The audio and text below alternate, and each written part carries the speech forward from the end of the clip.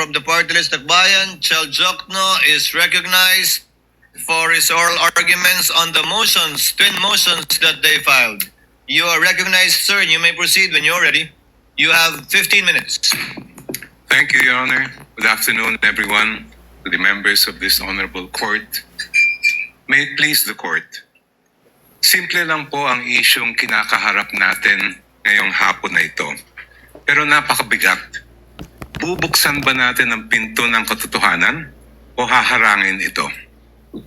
Ang hiling ng prosecution ay mailabas ang buong katotohanan so that this court may know the truth, the whole truth, and nothing but the truth, and make its decisions based on that. That is why we have requested the issuance of subpoena duces tecum for the bank records, tax records, and anti-money laundering council reports relating to Vice President Sara Duterte and her husband, Attorney Mans Carpio. Sa pamamagitan nito, may lalahad ang buong katotohanan tungkol sa mga alegasyon sa Article 2 ng Articles of Impeachment. Una, na pinayaman ni Vice Presidente ang kanyang sarili ng labis-labis sa kanyang legal na sahod at lehitimong kita bilang isang lingkod bayan. Pangalawa, na meron siyang mga ari-arihang hindi dineklara sa kanyang Statement of Assets, Liabilities, and Net Worth. At pangatlo, na habang siya ay nanunungkulan bilang Vice Presidente, nakibahagi siya sa negosyo, directly or indirectly, kahit ipinagbabawal ito ng ating konstitusyon. Sasabihin marahil ng depensa na walang kapangyarihan ang hukumang ito na busisiin ng mga bank records, tax records at AMLA reports ni VP Sara.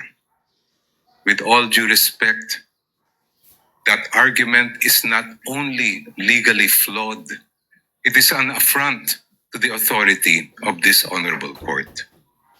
Kung tatanggapin po natin ang argumentong ito, hahayaan natin maliitin at insultuhin ang hukumang ito. The Constitution, Your Honors, please vests this impeachment court with extraordinary powers. Tanging ang hukumang ito lamang ang may kapangyarihang magpasya kung ang mga pinakamataas na pinuno ng ating bansa ay karapat-dapat pa rin manungkulan. Because this power comes directly from the Constitution, no one, no person, no law, no administrative rule can limit or supersede it. I repeat, nothing and no one can handcuff this court's power to try and decide this impeachment case. Kahit ang bank secrecy law po ay sumusunod at tumatalima sa impeachment court.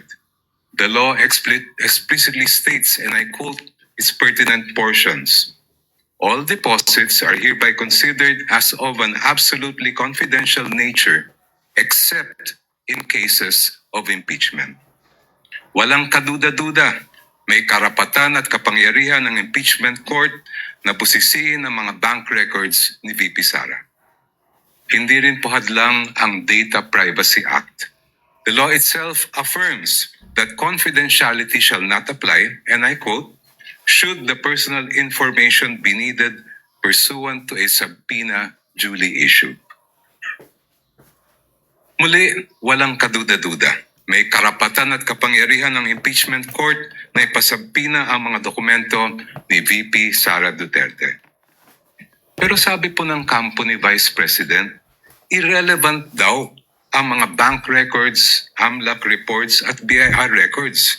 Lalo na daw yung mga transaksyon na nangyari bago siya umupo bilang pangalawang pangulo dahil wala raw itong kinalaman sa kasong ito.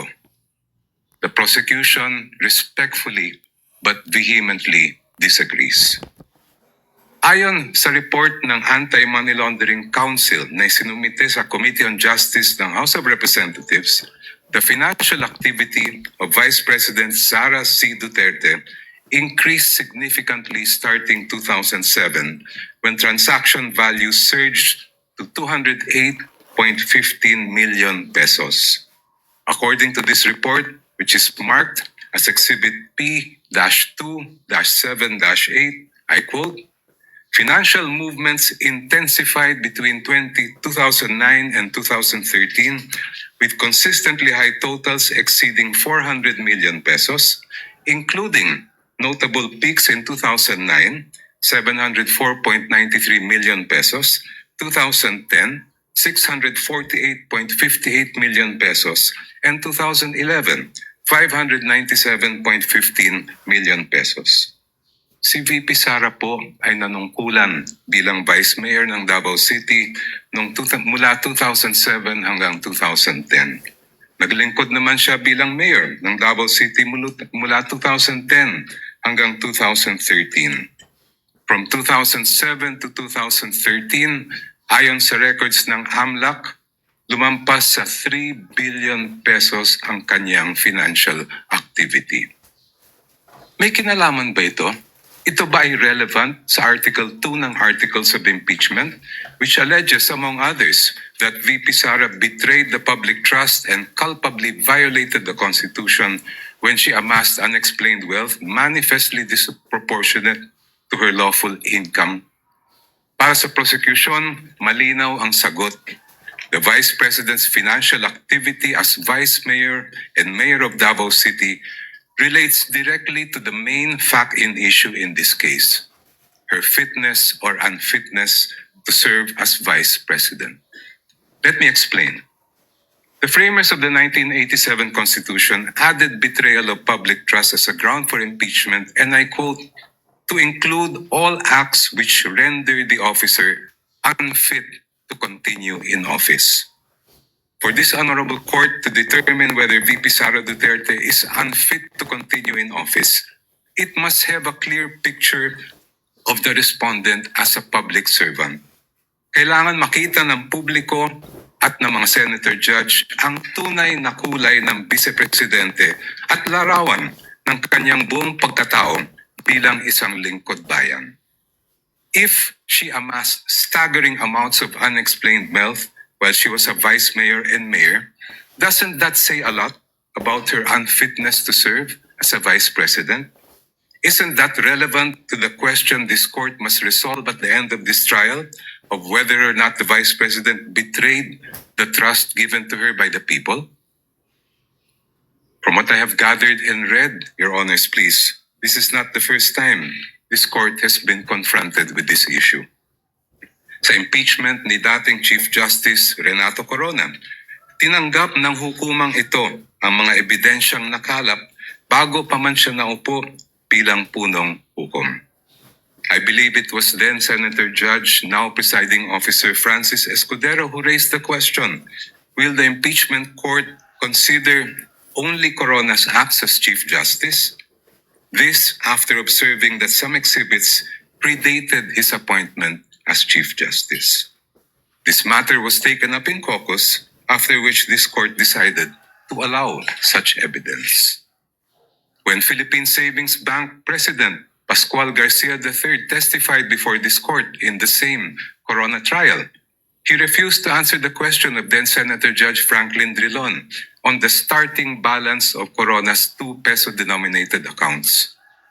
But, if I'm not mistaken, it was Senator Judge Alan Peter Cayetano who said that records of initial deposits are among the quote-unquote opening documents that should have been brought to the impeachment court.